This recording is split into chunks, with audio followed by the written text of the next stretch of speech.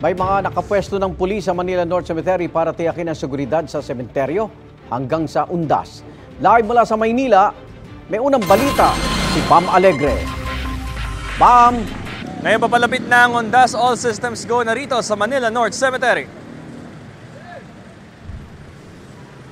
Pakulay na ang bungad sa Manila North Cemetery. Ang iba't ibang bulaklak at kandila handa na para sa mga bibiling bisita.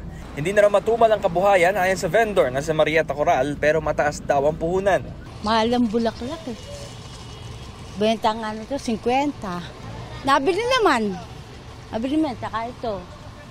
Ngayon may nakapwesto ng mga pulis sa sementeryo para sa pagpapaigting ng seguridad.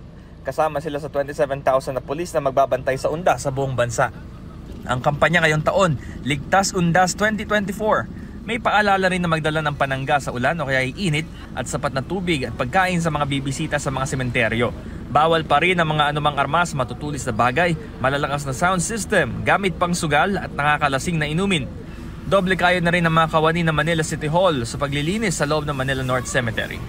Medyo maano rin kasi yung nagdaang bagyo, maraming mga nalaglag na mga ano ng puno, mga dahon.